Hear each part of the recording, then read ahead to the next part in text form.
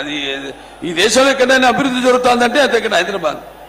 ఆ తర్వాత మన జగన్ని అక్కడికి ఒకసారి పంపిస్తే ముఖ్యమంత్రిని వాళ్ళు చేస్తే విధ్వంసం, కష్టం, నష్టం అనేది ఎలా ఉంటుందో ఒకసారి తెలుస్తుందని మీ అందరికీ తెలియజేసుకుంటున్నాను. అక్కడే రాకముందే సరిహద్దుల్లోనే కాల్చిపారు తొప్పుతారు అసలు రానికుండా.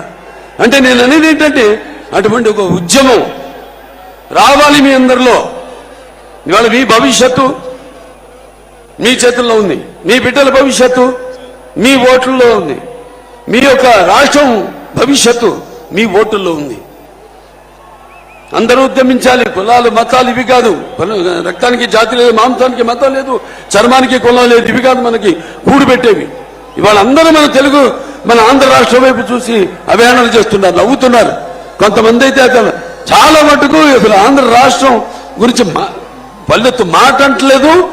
రేపు ఇదే కొనసాగితే నేను హెచ్చరిస్తున్నాను, ప్రపంచ పటంలో కూడా మన ఆంధ్ర రాష్ట్రం ఉండదు అని సభాముఖంగా మీకు తెలియజేసుకుంటున్నాను. ఆనాడు ఎంతో మంది పొట్టి శ్రీరాములు గారైతే అమరజీవి అందరూ కూడా ఒక తెలుగు వారికి ఒక ప్రత్యేక రాష్ట్రం కోసం పోరాడారు. అలాగే ఆంగ్లేయులు గుండె ఎదురొట్టారు, స్వాతంత్ర పోరాటంలో పాల్గొన్నారు. తారక రామారావు గారు ఏదైతే చిన్నపు చూస్తున్నారో మన తెలుగు జాతిని ఆత్మ గౌరవం కోసం ఆయన తెలుగుదేశం పార్టీని స్థాపించారు. తెలుగు వాళ్ళకు ఒక గుర్తింపు తీసుకొచ్చారు. అలాగే మన చంద్రబాబు నాయుడు గారు తెలుగు వాళ్ళ ఒక ఆత్మవిశ్వాసాన్ని పెంచారు. వాళ్ళ తెలివితేటల్ని ప్రపంచవ్యాప్తంగా ఆయన తెలియజేశారు. మరి ఇప్పుడు పరిస్థితి వాళ్ళ చాలా దారుణంగా ఉంది. ఇక ఇక సమయం లేదు మిత్రమా. నిజమా వీరస్వర్గమా అని తేల్చుకునే పరిస్థితి ఇప్పుడుంది. అందరూ కూడా ఇదంతా గమనించండి. గమనించట్లేదని కాదు, గమనిస్తున్నారు. కానీ ఈ యొక్క ఉచిత పథకాల మాయలో పడవద్దు మీరు. ఎందుకంటే ఆనాడు చంద్రబాబు నాయుడు అంత అభివృద్ధిని చేశారు. ఈ రోజు నేను చెప్పినట్టు రాష్ట్రంలో జరుగుతుంది ఏమీ లేదు. సర్వనాశనం, కష్టం, నష్టం.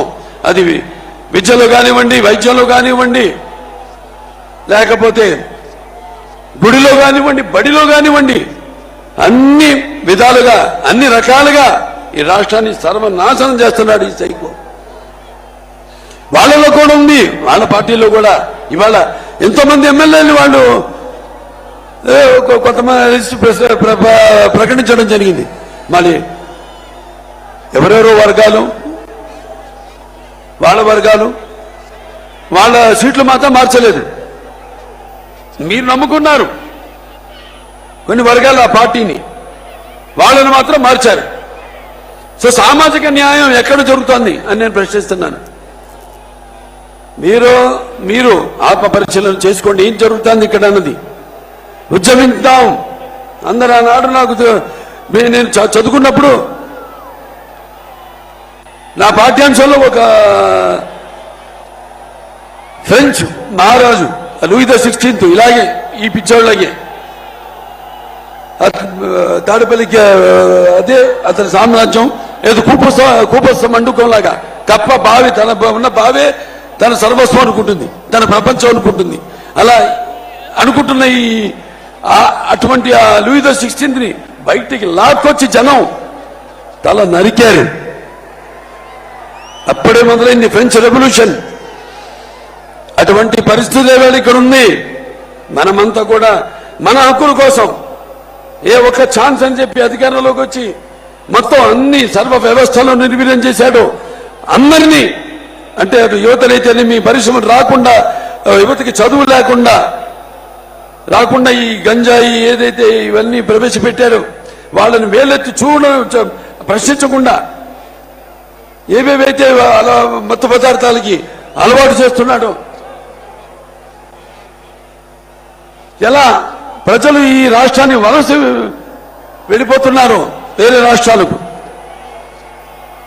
ఇవాళ మరి కట్టిన తెలుగుదేశం అధికారంలో ఉన్నప్పుడు కట్టిన టిట్పేడ్లు ఉన్నాయి, అవన్నీ ఎవరికి పంచిపెట్టలేదు. ఏదో టైం టేబుల్ మాత్రం ఒకటి ఇచ్చాడు. ఈ నెల ఈ జిల్లాల్లో టిడ్కో ఇళ్ళు మేము అందరికీ పంచుతామని. ఇప్పటిదాకా ఒక్క ఇల్లు పంచిన పాపానికి పోలేదు. ఎవరు చెప్పాను నేను చాలా సందర్భాల్లో. ఇప్పుడు ఇచ్చినా కూడా మీరు వెళ్లే మీరు నివాసయోగ్యమైన ఇల్లు కావాలి, దయచేసి ఎళ్ళకండి, తీసుకోకండి ఆ ఇల్లు. అతనికి కావాల్సింది అతను చూపిస్తున్నంత బూటకపు ప్రేమ. మళ్ళీ ఎలక్షన్లు వస్తున్నాయి, బోర్డని పథకాలు అందరికీ ప్రకటిస్తున్నాడు. ఇదిగో మళ్ళీ వచ్చాక కాదు, ఇప్పుడున్న ఇప్పుడు అయిపోతున్నాయి, ఇంకా 3 నెలల్లో ఎన్నికలు రాబోతున్నాయి మనకి. ఈ ఉన్న 5 సంవత్సరాలు ఎక్కడ తెచ్చాడని, ఏం చేశాడని, ఎవరిని ఉద్ధరించాడని, ఈ రైతులు ఏదైతే అమరావతి రైతులు వాళ్ళ భూములకు ఉద్యమిస్తున్నారో వాళ్ళందరినీ పెయిడ్ ఆర్టిస్టులు అన్నాడు. మరి మొన్న ఇక్కడ విశాఖపట్నంలోనే ఈ యొక్క కన్వెన్షన్ జరిగింది, ఈ యొక్క ఇండస్ట్రియల్ కన్వెన్షన్, పరిశ్రమల కన్వెన్షన్ జరిగినప్పుడు మేము అడిగాం, అసెంబ్లీ సాక్షిగా అడిగాం, ఏమయ్యా ఎంతమందితో ఎంఓయూ అయింది, ఎంతమందితో అగ్రిమెంట్ అయ్యారు మీరు, దానివల్ల మన రాష్ట్రానికి ఎంత రాబోతుందని అడిగితే దానికి జవాబు లేదు. అది ముందు ప్రవేశపెట్టలేదు మా సభ్యుల ముందు. సో ఇలా గమనించండి అందరూ. మరొకసారి ఈ యొక్క ఉచిత పథకాల మాయలో పడి మీ యొక్క తెలివిని, మీ జ్ఞానాన్ని, మీ విజ్ఞానాన్ని మీరు పాడు చేసుకోకండి. ఇక మనం భయపడాల్సిన పని లేదు. నేను చెప్పాను, అందరం మనం ఉద్యమిద్దాం. ఇవాళ జనసేన పార్టీ అలాగే తెలుగుదేశం పార్టీ కలిసి ఉమ్మడిగా ఈ ఒక మహాప్రజాశక్తుల కలయిక ఇవాళ బ్రదర్ని నేను అభినందిస్తున్నాను. ఆయనకి నాకు చాలా స్వరూపాలు ఉన్నాయి. ఆయన ముక్కుసూటి మనిషి, నేను ముక్కుసూటి మనిషి. ఏమున్నా కూడా కుండ బద్దల్లో కొట్టేటట్టు మాట్లాడే స్వభావం అది. ఎంతకైనా తెగిస్తాం. ఇక ముందు మేము తప్పకుండా ఏదైతే లోకేష్ బాబు చేపట్టిన ఈ యొక్క యువగణం పాదయాత్ర స్ఫూర్తి ఏదైతే యువత పొందారో, వాళ్ళకు ఒక నమ్మకం కలిగిందో, ఈ అన్ని